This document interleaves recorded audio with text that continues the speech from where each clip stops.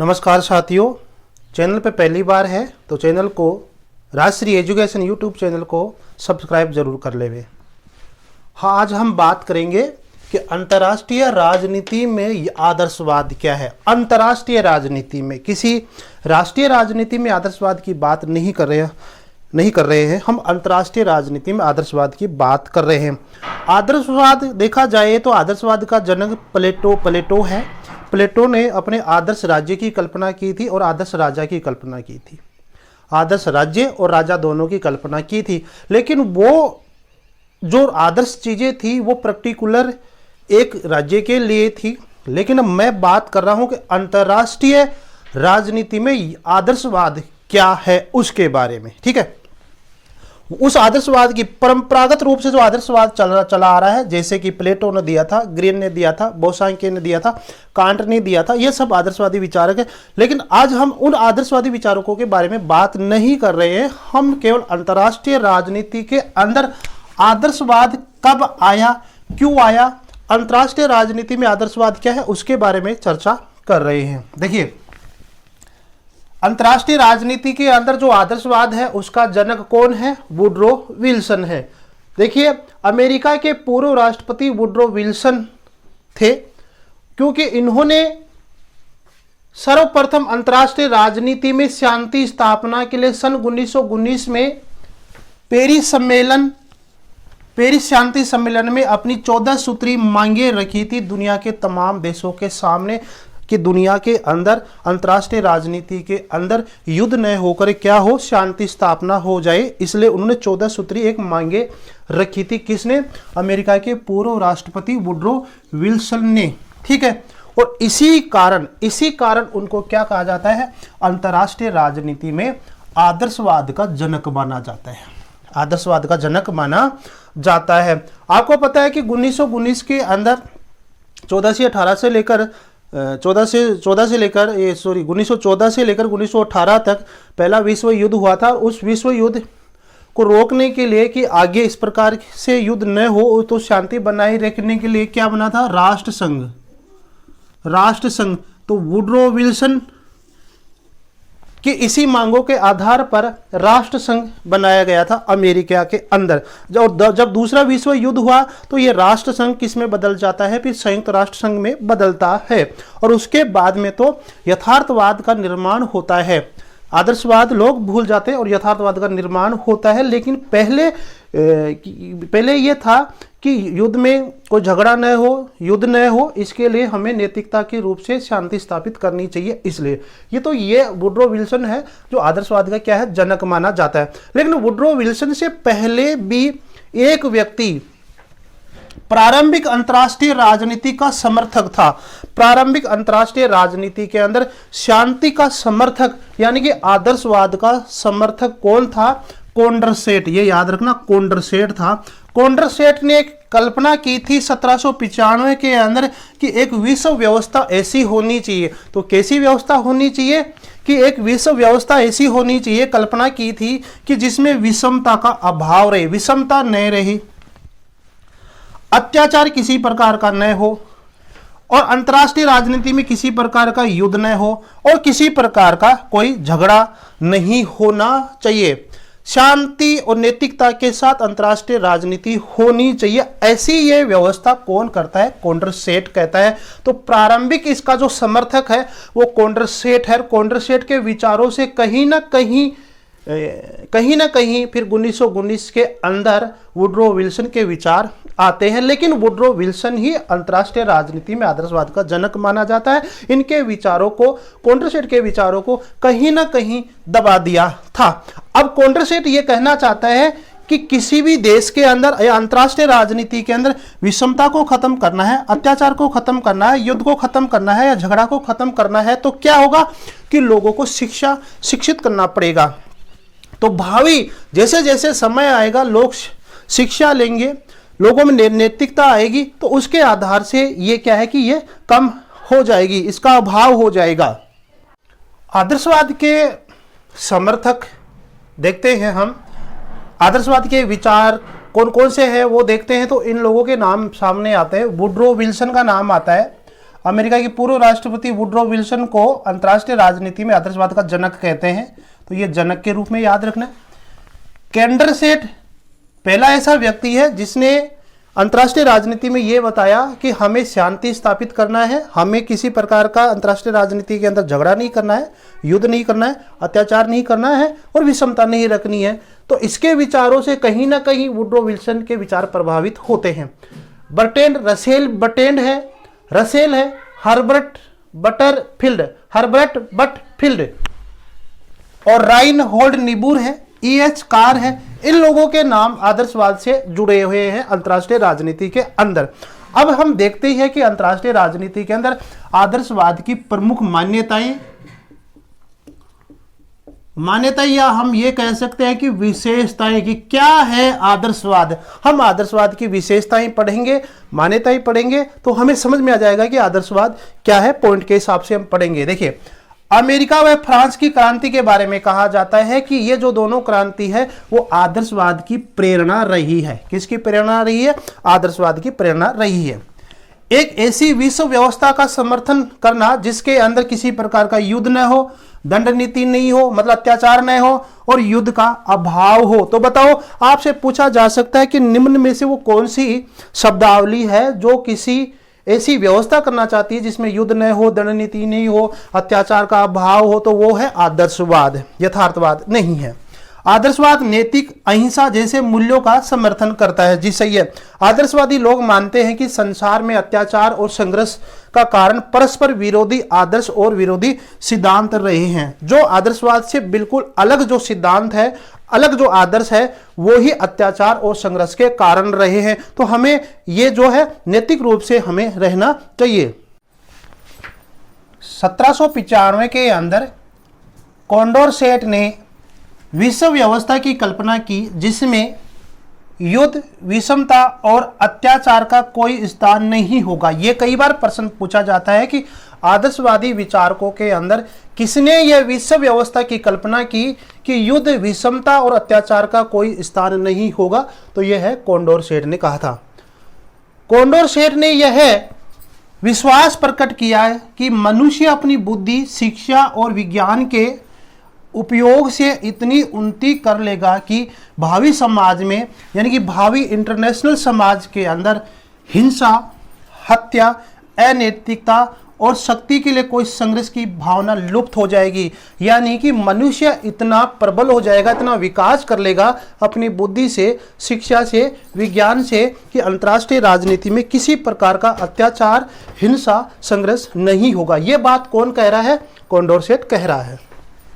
अंतर्राष्ट्रीय राजनीति में आदर्शवादी दृष्टिकोण का संबंध क्या होना चाहिए से है। किससे है?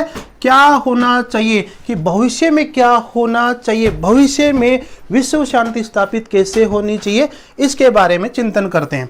आगे आदर्शवादी चिंतन में कई प्रश्नों पर विचार किया जाता है कि क्या होना चाहिए। इस पर तो होता ही होता है, कई प्रश्नों पर भी चिंतन किया जाता है। जैसे कि मैंने लिखा है कि विश्व में शांति और न्याय की स्थापना कैसे की जाए, इसके ऊपर गहन चिंतन होता है। युद्ध का उन्मूलन कैसे करें कि अंतर्राष्ट्रीय राजनीति में युद्ध नहीं हो, जैसे कि प्रथम विश्व युद्ध हुआ था, द्वितीय विश्व युद्ध हुआ था, ऐसा युद्ध नहीं होना चाहिए। अंतर्राष्ट्रीय सहयोग कैसा बना रहे, तमाम दुनिया के देशों के अंदर अंतर्राष्ट्रीय सहयोग होना चाहिए। शक्तिशाली राज्य शक्तिहीन राज्यों के ऊपर जो शोषण कर रहा है वो बंद होना चाहिए। इस प्रकार के गंभीर प्रश्नों के ऊपर आदर्शवादी विचारक जो लोग होते हैं वो चिंतन करते हैं। अंतर्राष्ट्रीय राजनीति में निशस्त्रीकरण की आवश्यकता है, यानी कि तमाम देशों को ये चाहिए कि हमें किसी प्रकार के अस्त्रों का प्रयोग नहीं करना है, हमें तो नैतिकता और शांति के साथ रहना चाहिए। तो निशस्त्रीकरण इसकी एक विशेषता होती है आदर्शवाद की, तभी तो विश्व सरकार की स्थापना होगी। आदर्शवादी दृष्टिकोण संस्थावादी है, विधिवादी है, संविधान जो है उस पर विश्वास करता है, के अध्ययन पर बल देता है।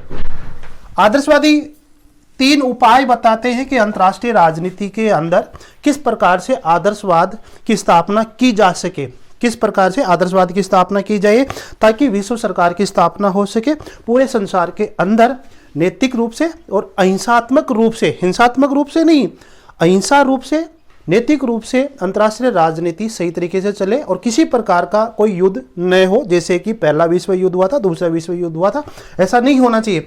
अगर मान लीजिए ऐसा कोई संघर्ष उत्पन्न होता है, कोई लड़ाई झगड़ा होता है, तो आदर्शवादी विचारक 3 उपाय बताते हैं। वो उपाय कौन कौन से हैं? पहला देखिए, राष्ट्रों को नैतिक सिद्धांतों पर चलना चाहिए। दुनिया के जितने भी राष्ट्र है, जो राज्य है, उनको नैतिक सिद्धांतों पर चलना चाहिए। परंपरागत शक्ति राजनीति से दूर रहना चाहिए। ऐसा नहीं, परंपरागत शक्ति राजनीति का मतलब है कि हमें लड़ाई झगड़ा, जैसे कि हमने देख लिया कि पहला विश्व युद्ध हुआ था, दूसरा विश्व युद्ध हुआ था, तो ये क्या है? परंपरागत शक्ति राजनीति है। हमने देखा कि इनसे कोई फायदा नहीं हुआ है, हमें आदर्शवाद के ऊपर चलना चाहिए। तो ये बात है। शक्ति राजनीति के प्रबल पोषक सर्वाधिकारीवादी राजनीतिक दल होते हैं। कहने का मतलब किसी राज्य के अंदर किसी राज्य के अंदर पावर है, कोई राज्य शक्तिशाली है, तो क्यों है? क्योंकि वहां की जो राजनीतिक जो दल है, जो पार्टी है, वो क्या है कि सर्वाधिकारवादी राजनीतिक दल होते हैं।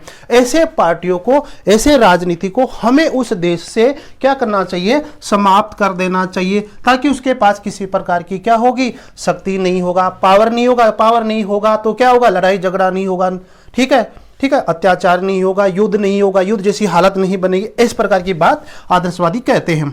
विश्व सरकार की स्थापना करके शक्तिशाली राजनीति को समाप्त कर देना चाहिए, यानी कि विश्व सरकार की स्थापना करनी चाहिए। और हमें कि जिन देशों के अंदर शक्तिशाली राजनीति है, दुनिया के तमाम देश मिलकर उस शक्तिशाली राजनीति को समाप्त करना चाहिए, तभी तो विश्व सरकार की स्थापना होगी। तो ये 1 और 2 3 उपाय बताते हैं आदर्शवादी कि किस प्रकार से अंतर्राष्ट्रीय राजनीति के अंदर शांति स्थापित हो सके, आगे आने वाले समय में ऐसा युद्ध न हो जैसा कि पहला विश्व युद्ध हुआ, दूसरा विश्व युद्ध हुआ हो। तो ये 3 उपाय याद रखना आप।